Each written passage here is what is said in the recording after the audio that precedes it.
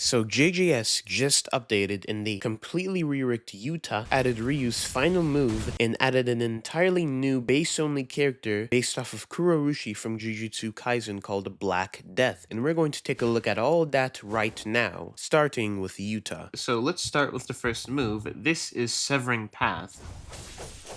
As you can see, it's very different. Instead of it launches the opponent in the air and ragdolls them, and you might have noticed that the sound effects are quite different as well. So let's take a look at this second move, Resolute Slash. And Resolute Slash has changed quite a fair bit. When you tap it once, you teleport towards the player and you do a slash. But if you press a second time, you can deal a black flash. Instead of it being a finisher kill, it's now something that you have to activate by tapping twice. Like so.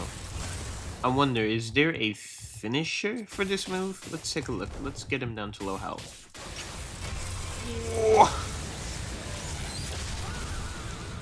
What's the finisher for Severing Path? Let's take a look.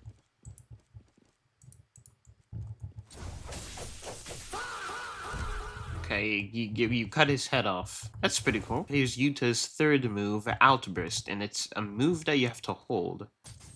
This is the first charge.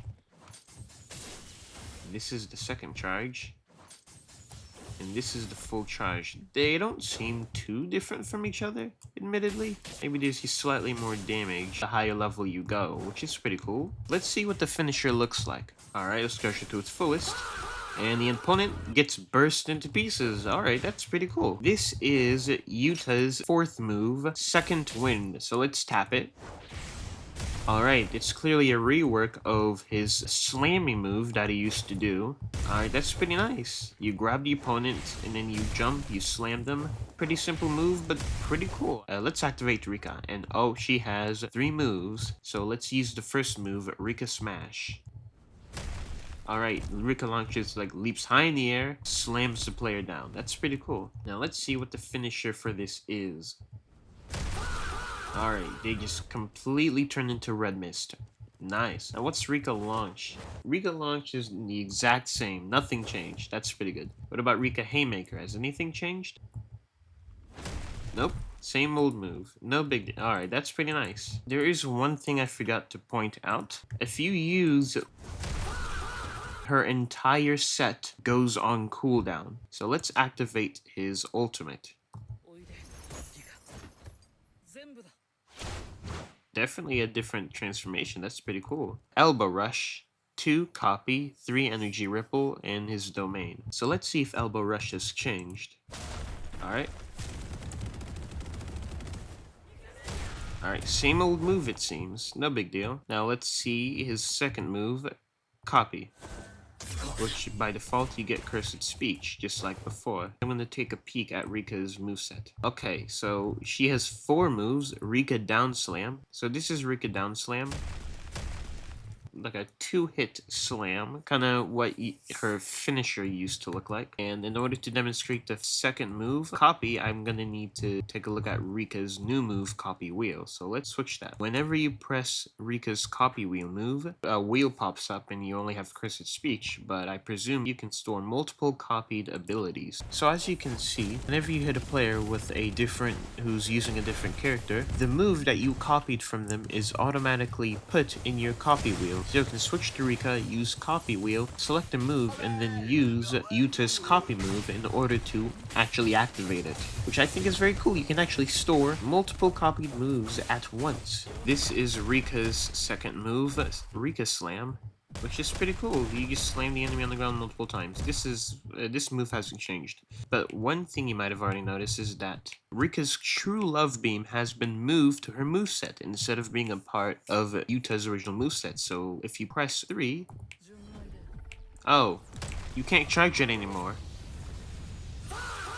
So it's just a 1-tap press. You cannot charge True Love Beam anymore. Let me test his new ultimate move, Energy Ripple. So this is me tapping it once. And as you can see, it makes a big cursed energy explosion, which is very interesting. So let's tap it twice. Okay, so instead you send all of that cursed energy into the other player, and they explode. Okay, Yuta has like 7 M1s. I'm just now noticing. He has like 7 M1s. Next, it's time to feature the new move that Ryu, or Jane Juliet, has finally obtained. As you can see, Ryu now has received a new move called You Weren't Invited. So it's clearly a move you have to hold, and let's tap it. You launch yourself forward, and throw a punch. And anything that you hit gets knocked really far back, which is very interesting. So what happens if you hold down this move? Let's see.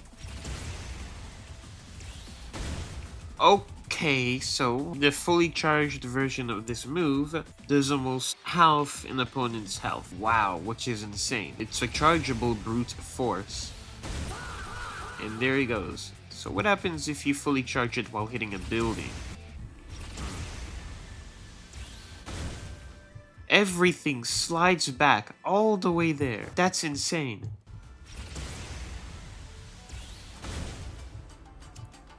Do dummies get hit by the debris that your punch throws? Let's see.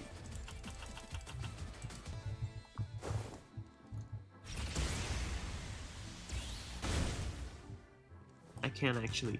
Oh, they flew! They flew out of the map! Wow, okay, alright. Let's try this again. How much damage did they take? Oh, none. Or at least very little. So for Ryu, they added both an R special and a new feint that you are able to do with his moves. When you press 1 after you use the move the first time,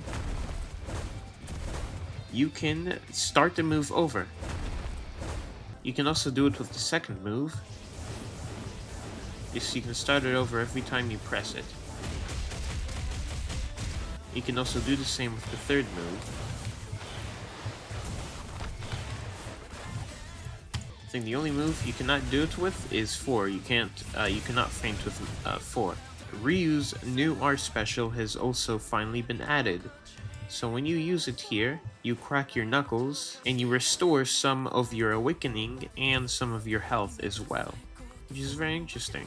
Now it's time to showcase the new character that's been added, Black Death, based off of Kurorushi from Jujutsu Kaisen. And let's see how this character works. So these are the M1s. Okay, they're very nice. This is his down slam. Uppercut, you just throw both of your lower arms in the air. That's pretty cool. So this is how his first move works, called Festering Strikes. Alright, you just do 2 slashes, you knock the opponent away.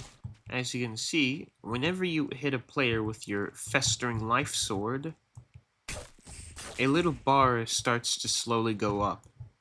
And whenever you're not hitting them, it goes back down. So this is what happens when you fill the bar up. You do a lot of damage by sending a whole bunch of worms out of the player that you just kept planting bug eggs in. Which is pretty gross, but also a pretty cool passive. So this is his second move, and his second move is very interesting. So first off, this is what happens when you throw a player. You just tear your arm out, and there's a countdown. As you can see, whenever you let the countdown go down, your arm just returns to your body like normal. This is what happens when you use the move. This is what happens when you use your second move on the building. It sticks to the wall, and you are able to stand upon it. I'm standing on my own arm, and your M1s change as well. Let's try out their third move, Chokehold. So you grab the player with your bottom 2 arms, and then you slash them. You hold them up, and then you slash them, which plants eggs in them, of course. And this is their second move, Roach Swarm.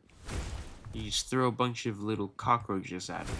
And when you use it in the air, you slide on those cockroaches and you are launched forward. So this is what their R special looks like. When you press it once, you summon 2 little insect creatures, which is called Earthen Insect Trance. And this is what happens when you press R again while facing a player. You send them right next to them.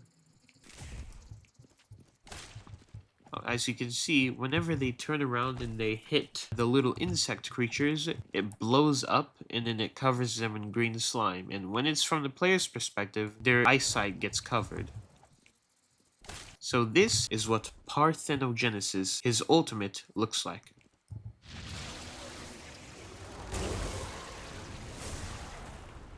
It follows your M1s.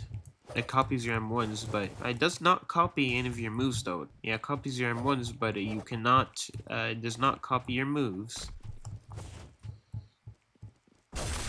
Oh wait, hold on. Hold on, no, yeah, it does. Okay, it was copying my moves, but I can't recreate it. Oh yeah, and the clones can get hit and they can die as well. Now look at this.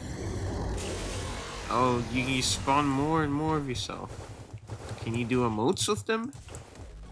No, does not seem so. They just stand still, but when you do group emotes, they all automatically copy those group emotes, which is pretty cool.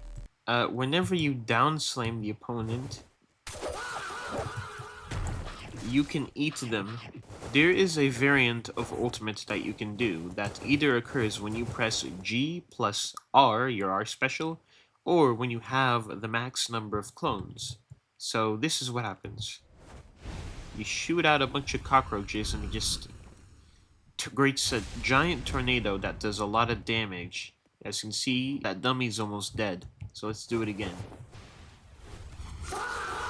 As you can see, all the dummies, they get completely eaten and blood is spewed all over the place. My goodness. Outside of the major changes, they added a bunch of small stuff, including a finisher animation for Haruta's backstab.